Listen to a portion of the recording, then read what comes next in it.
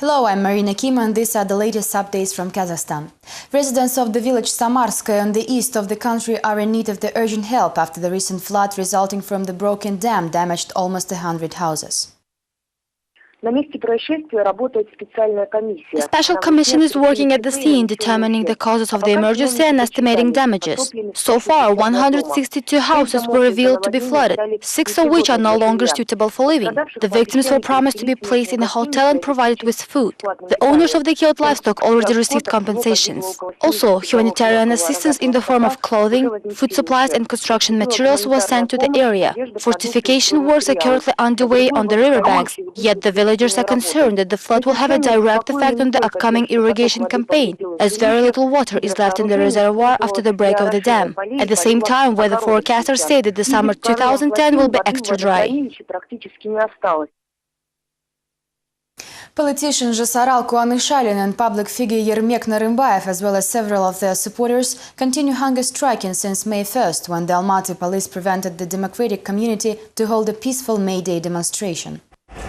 Currently, the protesters are in the offices of the party Alga. Jasaral Kuanyshalin and 3 regional activists continue the strike inside a car body installed in place of the destroyed by the police tent camp. The jailed Yermek Narymbayev also continues to hunger strike in the Center for Administrative Detainees. All of them demand the freedom of speech, transparency and impartiality of the judiciary, as well as holding fair and independent elections. We're not here to waste our time with words. We will fight until the end, and this is only the beginning. At the same time, on May 2nd, Yermek Narymbayev and Jasaral Kuanyshalin were found guilty by the city administrative court for the attempt to organize a march across the Almaty streets.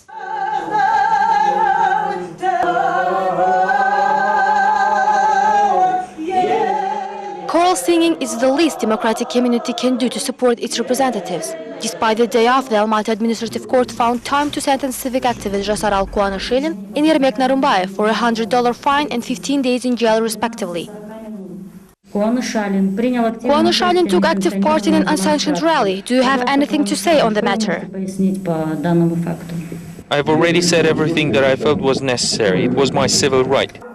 Prior to this event, the National Convention of Democratic Community took place next to the Almaty office of the unregistered party Alga. This is where Jasaral Kuanyshalin made a speech, an action recognized by the judge Aknazik Korazbayeva as the organization of an unsanctioned rally.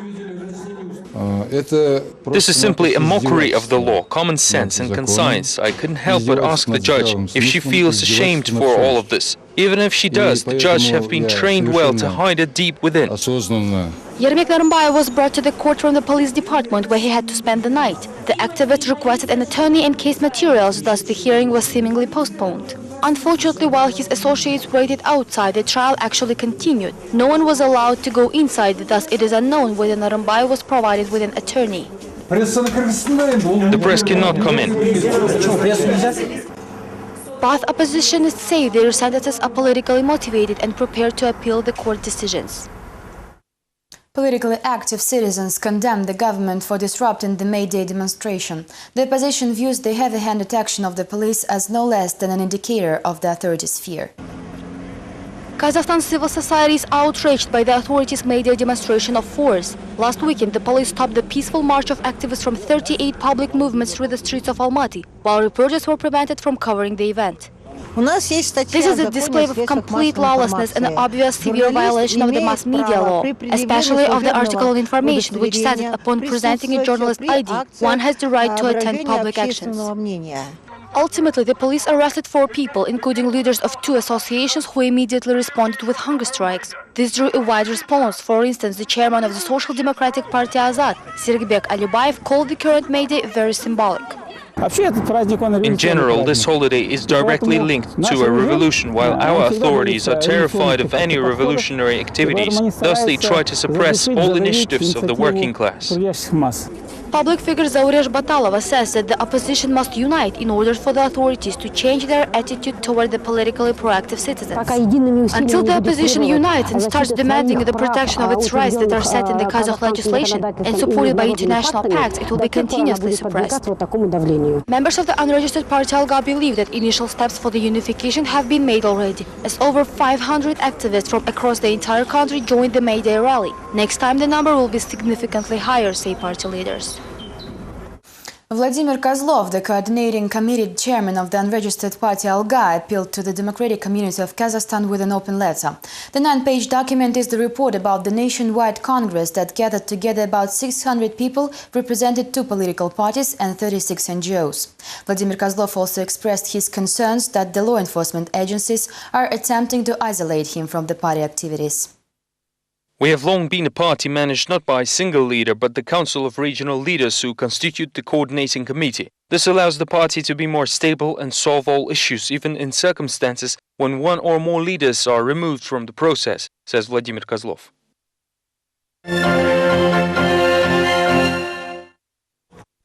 On Monday, representatives of the International Fund Adil Sos and Journalists Union of Kazakhstan celebrated the World Press Freedom Day in a creative way by drawing graffiti on the body of a dam in Almaty's foothills.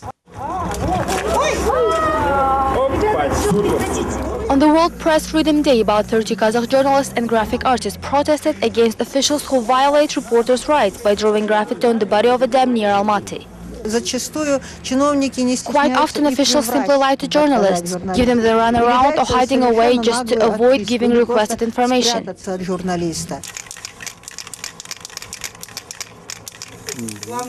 The graffiti of Zhanna Baitelova, a reporter of the newspaper Moya Respublika, My Republic, is freedom to the Republic. This represents her attitude both to the situation with freedom of speech in the country and the constant pressure her newspaper has to endure. While some draw flowers, we are calling for the freedom to our newspaper. We want the authorities to finally allow us to be printed again. On the other hand, representatives of international organizations are asking not to over-dramatize the situation, as the government is working on the Information Access Bill. However, the UNESCO seems to ignore the fact that so far none of the human rights activists has seen the document. We are working closely with the government, and I hope that the bill will be accepted in 2011. Nevertheless, it is a common knowledge that Karim Masimov's government is considered one of the most inaccessible cabinets in the country's history. After all, the same government saw that the dissemination of information about the activities of officials was equated to the disclosure of classified information. On Monday, Kaznet users were pleasantly surprised by finding out they can freely access their livejournal.com accounts without using proxies. Unfortunately, the blockage was restored already by the afternoon. For 18 months, Kazakh users of livejournal.com cannot access their accounts through the national internet provider Kazakhtelecom. The blockage of the LiveJournal was initiated almost immediately after Rahat Aliyev, the exiled son-in-law of President Nazarbayev, began using the popular platform. The authorities, though, say this is not the official reason behind the restriction. Well-known Kaznet blogger Adil Nurmakov, also known under the nickname of Adam Kesher, says that the recent lift of the ban was likely unplanned. According to Nurmakov, this has happened several times before and always due to technical accidents. Technically, this happens during the change of the DNS and IP addresses of the LiveJournal users. Lately, people responsible for the blockage learned about the resource being available at new addresses and cut the access again.